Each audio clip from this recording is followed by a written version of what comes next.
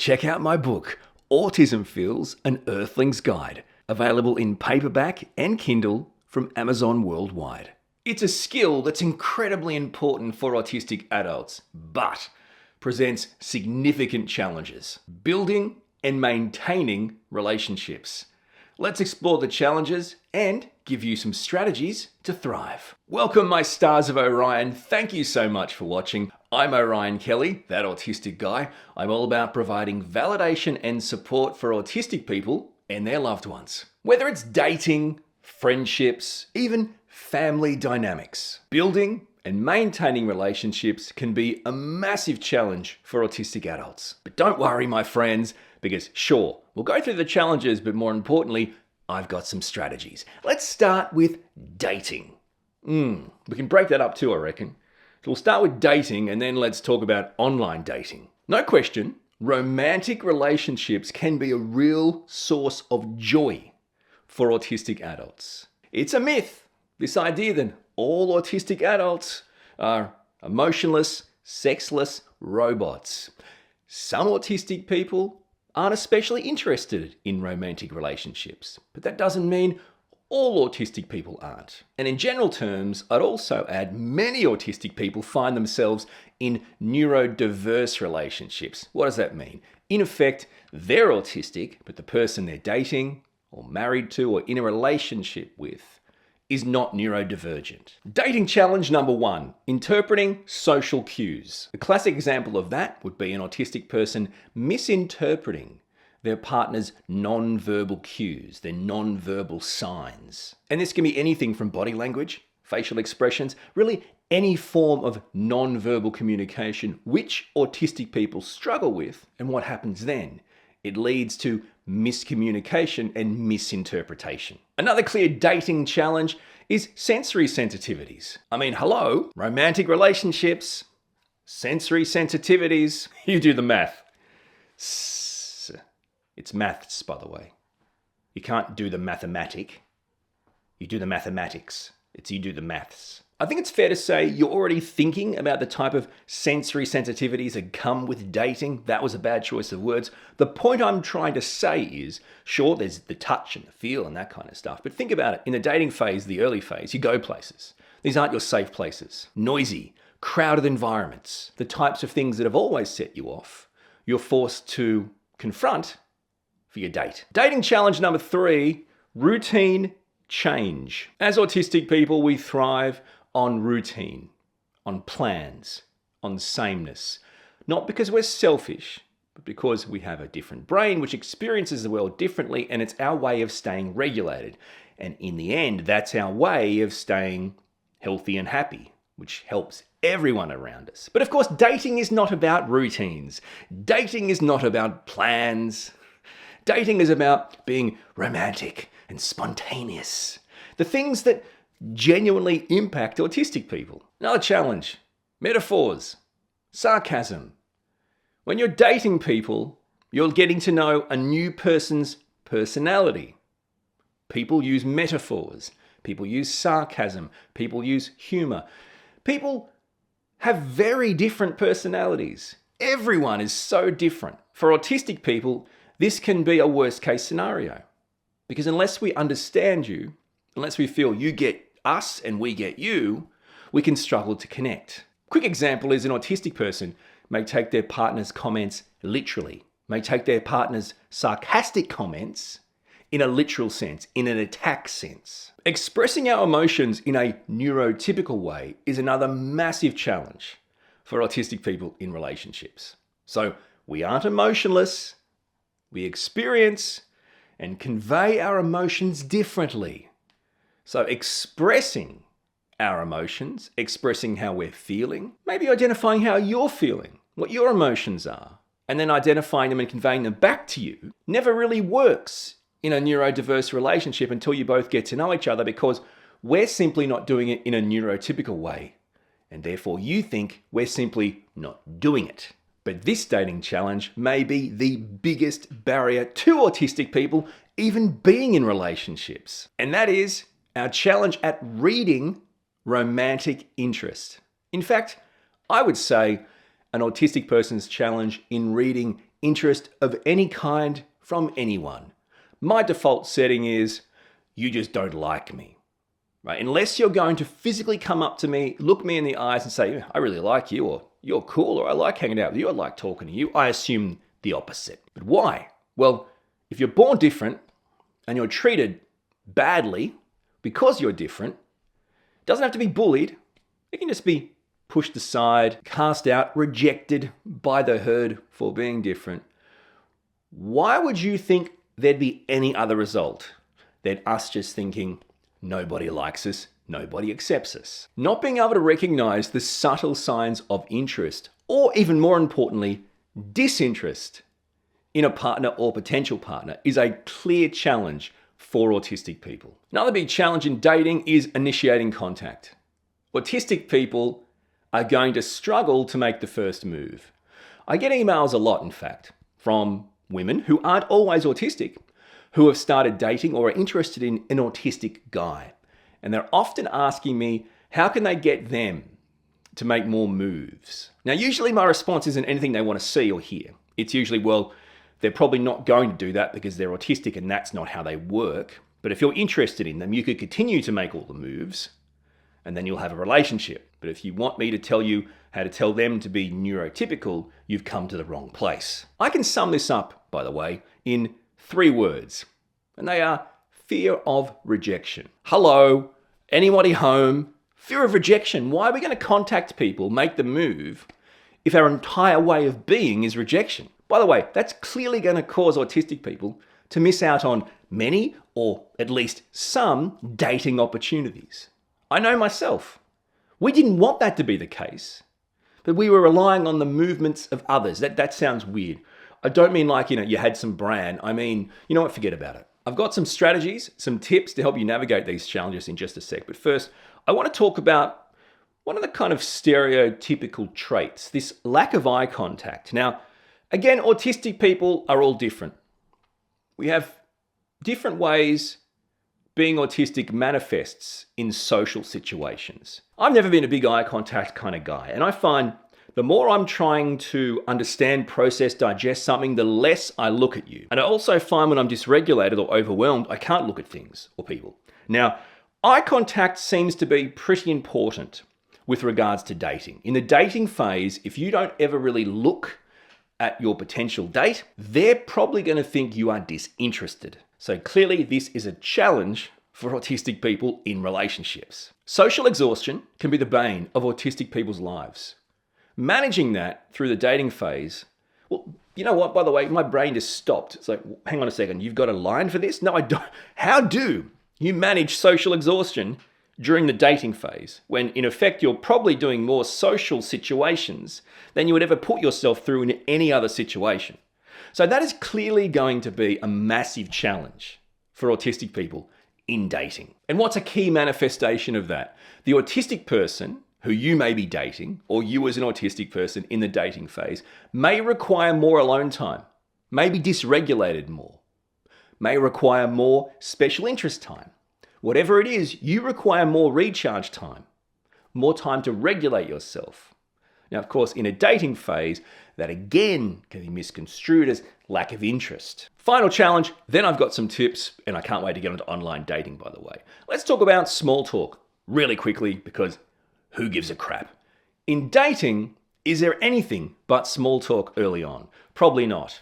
Now, it's a dance, and I get it. The point is, it isn't an excuse. So yes, autistic people understand small talk exists, and we kind of have an idea of the point of it, as in it seems like to be some sort of social dance, right? And therefore, having to go about that dance in dating goes very badly, because we are very bad at it.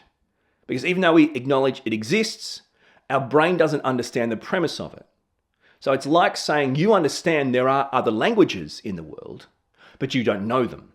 Same principle. All right, here's some tips for navigating those particular dating challenges. Practice open communication. This is key in any relationship, let alone a neurodiverse relationship. You can simply try just regularly checking in with your partner. How you going? How you feeling? What's happening? Plan dates with sensory sensitivities in mind. Consider the challenges of that particular date for the autistic person in this dating scenario.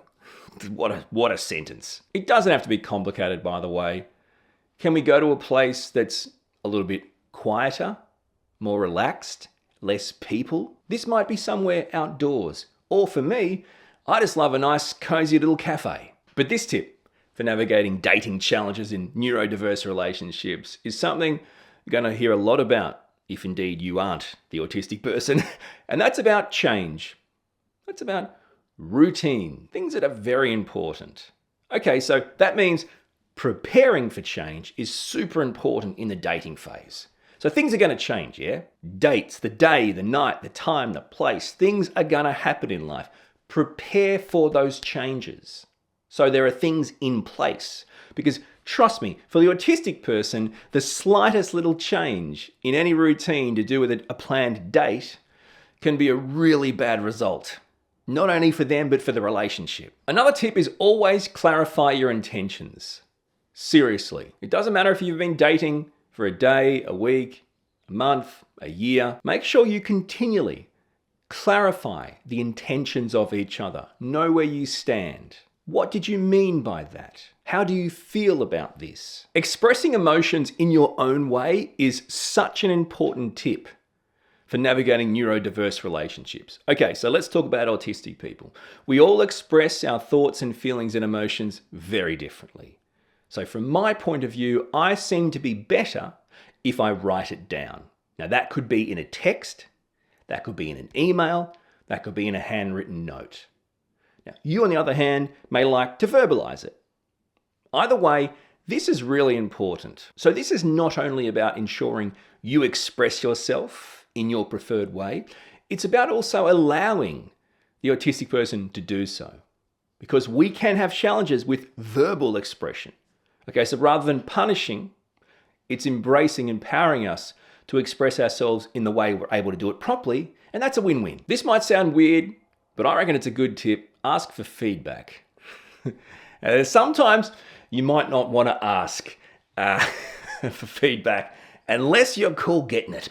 But chill out, guys. But what I'm saying is the importance of this, again, like intentions, is really great, is really powerful in neurodiverse relationships. So basically encourage your partner to let you know how you're doing, how things are going. This works both ways. But this tip should not in any way be controversial when I say take breaks when required. I don't mean like Friends sitcom style, we were on a break. I more mean like small periods of time, alone time, recharge time, time for you. Now, me time is important for everyone. But for autistic people, you may have to force this more often. I just need the weekend to myself, or I just need tonight to myself.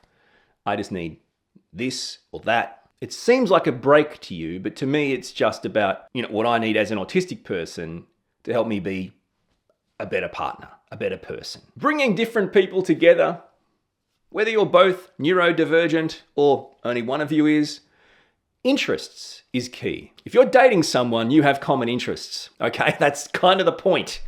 So embrace these, share these, focus on your common interests. It's a great tip for navigating neurodiverse relationships. When you engage in common interests, you build your connection, you build the intimacy. I'm going to talk about this a lot in this video, boundaries. Boundaries is a dirty word for autistic people. Why is that? Well, if we set boundaries, we're being difficult because all our life people think we're already hard to deal with, we're already difficult, they reject us. So we're people pleasers. We just do whatever it takes to be accepted. So the idea of setting a boundary that's going to upset the neurotypical people, isn't it? Yes, it is. Set boundaries. This is a two-way street. So it's important to be very clear on what your boundaries are in dating, in a relationship, and it's also very important to respect your partner's boundaries. Going to talk about online dating in just a sec. Last tip, self-care. You want to be good at this dating stuff, you want to be a good partner, you've got to care about yourself first. This goes both ways again. It's like if you're on a plane and you have a kid, what do they say? Adults, parents, always put your oxygen mask on first. If you're not alive, you can't keep your kid alive. Same principle. If you're not caring for yourself, you can't care for your partner. Now, from dating tips in general, I want to zero in for just a sec on online dating. Because as an autistic person, the online world can actually be our friend. For one reason or another, it offers us a really fantastic platform, in the most part, to connect with others, to make friends, potentially find relationships. But as you well know, the online world can be a really dangerous place. So it's critical to find platforms that are appropriate for neurodivergent people, platforms that work for you, and they will be different for everyone. I think the key thing I hear from a lot of people with regards to platforms that work for them is the community. If they feel safe and supported in the community they're a part of, they like that platform. So, online dating tips. How can I help you, my friend? Number one, choose the right platform. Just because this is the platform that everyone uses for dating, or this is a platform you think you wanted to use or you've been told you should use, doesn't mean you should. It's super important to find a platform, an app that works for you. But this tip might be a little bit controversial because presumably neurotypicals have never heard of doing this particular tip. And that is, be honest in your profile. So are you saying put a real picture up of you that isn't 20 years old and tell the truth and be honest? This is neurotypicals. What's he talking about? Autistic people. Oh yeah, isn't that what everyone does? No, my friends. No, it's not. But why am I suggesting this for you? Well, look at it like this. If you're honest about your special interests, your passions, who you are as a person, sure, you might think that's going to scare away everyone. My opinion is, no, it's not. It will hopefully only scare away people that were never meant to be in your life in the first place. This tip for online dating is serious. Please listen up. Take your time. Don't be pressured. Don't be pushed. Don't be rushed. Don't be bullied.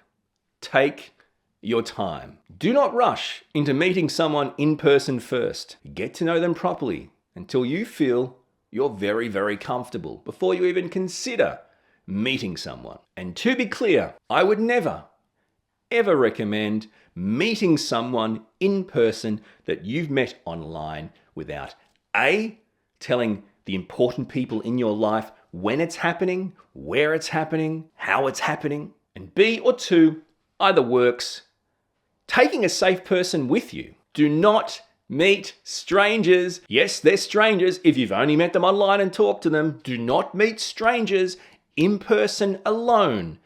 Ever. Please. Autistic people. I don't care if you're 13, 35 or 80. You're more important to me than the freaking creeps out there online. Another tip, when you're in the chat-based, online-based part, is set your communication expectations. Autistic people communicate differently. That's simple. Be very clear, set expectations, set boundaries. Communication methods that work for you as an autistic person. And that isn't being selfish or discriminatory. I'm telling you, neurotypical people, as in those without a neurodevelopmental disability, have much more flexibility and adaptability to communicate with you in whatever means you see fit. They're cool chatting or video or texting or emailing, right? They can do either one. For autistic people, some of those may be like life or death no-goes. But this tip, I think, actually is more directed at the non-autistic people in the online dating world. But again, as an autistic person, and if you're autistic, it's a good thing to ask them to do. So either way, it works. And that is being clear and concise. Autistic people view the world differently. It can come across black and white, rigid, concrete. The bottom line is, it's based on a stronger logical part of our brain than emotional. Therefore, you need to communicate to us in clear, unambiguous terms. Autistic people, you need to tell people how you need them to tell you things that are important to you. For example, can you just be straightforward with me? As in, are you interested in me really? Or is it just friends? What do you actually feel about me? What do you actually think about this? Now that's very confronting for neurotypical people. Okay, just keep in mind though, unambiguous, clear, concise, straightforward language, key tip in navigating online dating with an autistic person. Now, for those dating online, this may be it. There are autistic people that are more than comfortable to forge relationships, even to date someone, purely online. And if this is how you connect with the world, and this is how you find joy and satisfaction, and contentment, great, fantastic. So there's a few things to do there. Apart from the language we talked about, you should actually schedule in, plan, organize, like autistic people require, check-in times. So I'm suggesting you plan regular catch-ups where you guys specifically, now you might get on and go, oh, you're here, fantastic, great, this is what's happening. But then you have almost like dates, regular catch-ups or dates online where you get together purposely just to talk to each other and chat about where your relationship's at. Things that are important to both of you. A big tip for you, respect each other's space. This might be more specific to autistic people. So let's look at it like this. The autistic person in your life is going to need time and space. And it's not about you. Please don't take it personally. It's a dysregulation, it's an agitation, or it's a simple need, this kind of constant want or desire to be alone, to spend time on a special interest, a passion. Again, not selfish. It's our way of regulating ourselves and keeping ourselves on track. But listen up, please, because I want to do a couple of safety things here. Now, I did talk about meeting people in person and how I really think that's a no-go unless you put all the right things in place. But let's go deeper into that. Okay, so staying safe is really important. When you meet someone, think about it logically. This should be in a very public place. It's a date. Now, autistic people, we aren't that experienced, and also we are quite trustworthy. You could say innocent, ignorant, gullible, easy to take advantage of.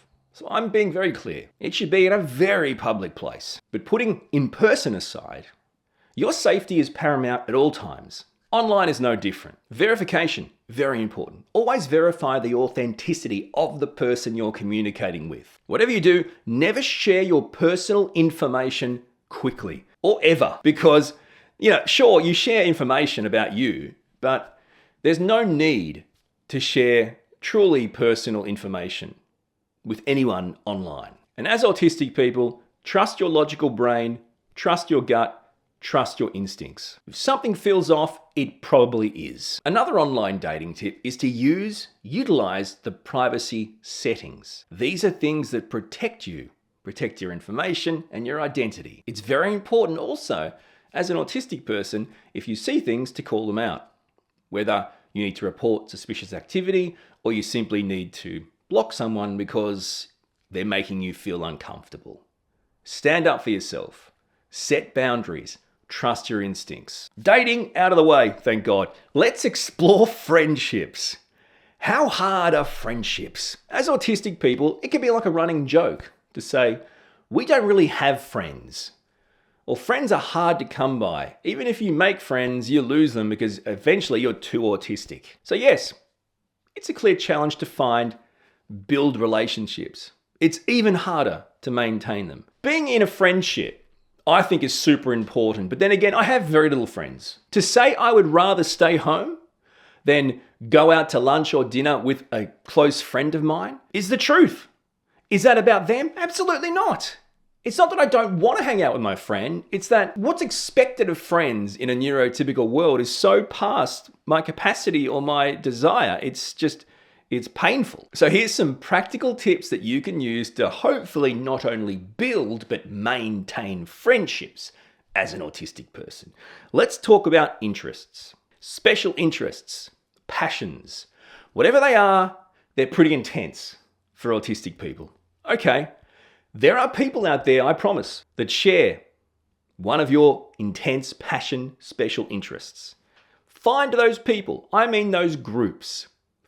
Presumably in servers and online, in your real world, these are the groups that you should be leaning into, because there's nothing easier than talking about your special interests. As an autistic person, it's kind of like I'm ranting and passionate and emotional and going nuts about my special interests, or I've got nothing to say. If you find people who have the same interests as you, sure, no one gets a word in, but at least you're talking to people about stuff you actually want to talk about. Another tip, which I reckon is pretty hard as an autistic person, is be consistent. So consistent with your friend. Consistency of friendship building, friendship maintaining. It's like saying you can't just water a plant once a year, right? You have to regularly water it for it to continue to grow, to live. Same principle here. Genuineness, authenticity, real interest is important in any connection. So you need to show genuine interest in your friends. If that's too hard as an autistic person, my suggestion is get better friends. Bottom line is your friends should have shared interests. And if your friends are very close to you and they have other interests, including the shared one that you don't really have any interest in, but they're dear friends and you love an interest together, this is one of those times where you should actually just be interested. You never know what you might learn, right? This could be a new interest. Being reliable is another tip, but this doesn't come at the expense of your own mental health. So autistic people could come across as very unreliable. Why is that? Well, it's hard to get us to go places. We might pull out at the last minute, right? Not show, back out, cancel plans, change plans. It comes across wishy-washy. I know that feeling. It's a frustrating feeling. But as autistic people, number one, we need to acknowledge that we have different needs, different support needs on a daily basis than non-diagnosed people, right? We have a diagnosis that requires daily support needs. Okay. But we also have to acknowledge that if that is going to get in the way of us being good friends, we don't have to break that. We have to be clear, reliable to our friends why this is happening and then plan for things we want to do in a way where we know it, for the most part, is going to happen. So it's about being right for you, but also being a good, reliable friend. Reliable friend can mean well before it's too late. Say, this is not going to be a good day for me, and I really want to catch up, but today is not going to be that day. Can we please change it to tomorrow or on the weekend? At least you're reliably telling them at a good, appropriate time that it's not going to be the right day. Just not in a good mood or a good space or whatever you want to call it, right? Dysregulated. And then the both of you acknowledge that and respect that. But you are reliable in the sense you'll always let them know with a well ahead of time, not going to work. That's reliability to me. Open communication, it's a core tip in all relationships. It's no different in friendships. Don't let things go unsaid in friendships. That's a fast train to Sowersville. Not a tip autistic people often need to be reminded of, but it's a tip for navigating relationships. Help your friend. Autistic people, I think, are really good at this. We're really big.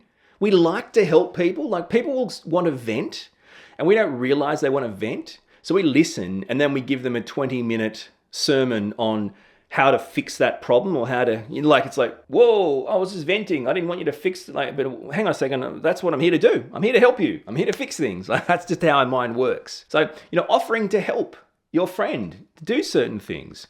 I know that works because it makes you feel good. And also too, it's an opportunity to connect. It's so hard to remember milestones. Maybe that's an autistic thing. I'm not sure. ADHD, who knows? So you need to celebrate them. What does that mean? You need to acknowledge them, remember them, catalog them, whatever, put them in reminders. I'm not saying it's song and dance, but come on guys, celebrate the milestones of your friends. All right, I want to talk about listening. Now, as autistic people, we can come across as rude, disinterested, all these things, and it's not because we are. So the eye contact, but also the listening. Now, I talked before about someone wants to vent something, and you're listening to fix.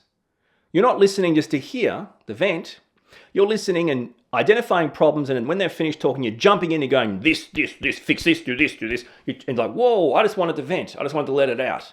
Please don't tell me what to do and try to fix everything. So that's the thing we like to call listening. Now, as autistic people, a lot of times we're listening to fix. We're listening to respond.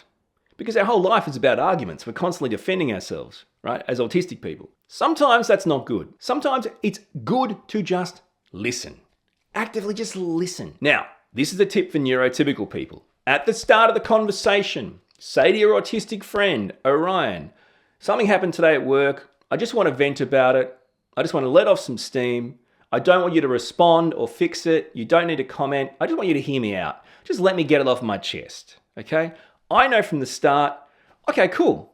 I've just got to listen to this story. I am pumped, psyched, ready to talk about family relationships in a second. But firstly, we're talking about advocacy based on friendships, okay? So I just want to go through a few things really quickly just so you understand how you actually can advocate for yourself in relationships, friendships, dating, whatever. And it should come across appropriately, but sure, if it comes across strong, that's the point of it. You need to identify your needs. This is something autistic people very rarely do because we live a life of rejection. Why would we rock the boat? This is important. What do you need from this friendship to feel supported? That's an example. The use of I statements, like I think is really powerful. See that? See what I did there? I think is really powerful. I feel. I need. I'd like. Do you understand the power of boundaries? So putting in your own boundaries, being assertive with them, but also respecting the boundaries of others in your relationships, dating, friendship, family. You can't just expect one and not do the other. Final tip before we get to family relationships. Oh my goodness. And this one, you might think, what? Compromise. That's right, compromise. If you don't want to compromise, you don't want to have a relationship. Be that romantic, with friends, or with family. It's as simple as that. But compromise doesn't mean how do we ruin the relationship or how do we hurt, abuse, put at risk our own health. Compromise means how do you guys find middle ground? I'm not talking about like Anakin who thinks he has high ground when he clearly didn't have the high ground. I'm not entirely sure it made no sense. The point is like, so don't be Anakin. Like you need to both find legit, safe, proper middle ground. Let's discuss family dynamics. Let's, as autistic people, I think it's fair to say that we don't all have great relationships with our family. Why is that? Great bloody question, Orion. I hear this all the time when I do collabs, when I interview people, when I talk to people. It's really interesting because for the most part, autism is genetic. That's right, the restlessness was handed down, my friends. It's in a Billy Joel song. I think it's Allentown. Great goddamn song. Anyway, the point is, why would we have bad relationships with the people that made us this way? This is a thesis, and I'm not doing it here, my friends. There's many reasons. I think this is a whole video by itself, just talking about why we have or can have bad relationships with family. But right now, I just want to focus on helping you, okay? But if you would like to see me do a video on just why we have bad relationships with family, just put it in the comments below. Let me know. So what makes family dynamics different to dating and relationships? The first thing is they're long-standing. Right? Historically, they're the longest relationship you'll ever have. So there comes with long-standing expectations, long-standing feelings, relationships, connections, but more importantly, dynamics. The idea that you'll forever be someone's kid or someone's big or younger sibling makes no sense as an adult, but still, these are the kind of dynamics that are almost impossible to navigate. So whilst I am giving you tips to navigate relationships with family, can I be clear in saying it's okay to not have relationships with family if indeed they are not good for you. They are not good for your physical, mental, emotional health. They are in fact toxic. So tip number one, let's talk about boundaries. Clear boundaries. These are different for family than friends and dating, in my opinion. Family members don't really know limits. There are things you can do with your family members that you couldn't get away with friends or partners. It's almost like it's an unspoken rule. There are no limits here, right? Okay, let's see some of those limits. Tell your family, these are my boundaries, these are my limits, and you're going to stick to them. Because a lot of times, the things that hurt us the most were things our family did that they thought was just in good fun. Doesn't matter if you think it's in good fun. if it actually doesn't have that result, it's not fun. And you're going to have to tell them that. Needs are very important to express to family. Again, family dynamics are so complicated. You kind of put together, right? So there's no real needs. It's like you're just a family. No. As an autistic adult, it's very important to communicate your needs to your family. In other words, what you need from your interactions with your family. Some people call them allies, advocates. Whatever works for you, find those people in your family. Do you have a sibling? Do you have a cousin?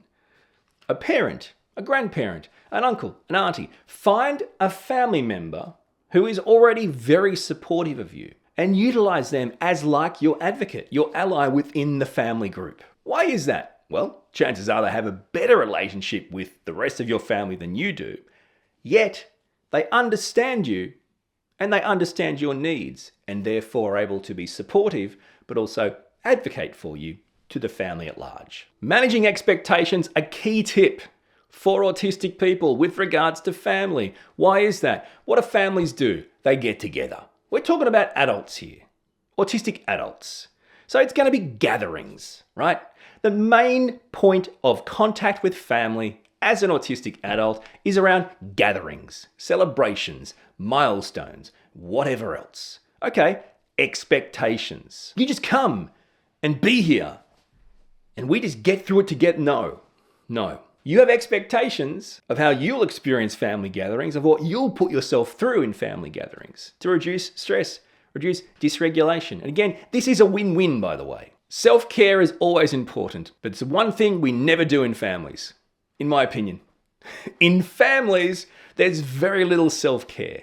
Dating, friendships, relationships, it's all about self-care for each other. In families, I don't know what's going on here. Why is this? You have to prioritize self-care in family units. But this tip is really important for autistic adults who have cut off family members, most of their family, all of their family, but didn't mean to cut off all of their family. It kind of just got that way or it happened. And what I'm trying to say is stay connected to family members who you either did not cut off or did not seek to cut off.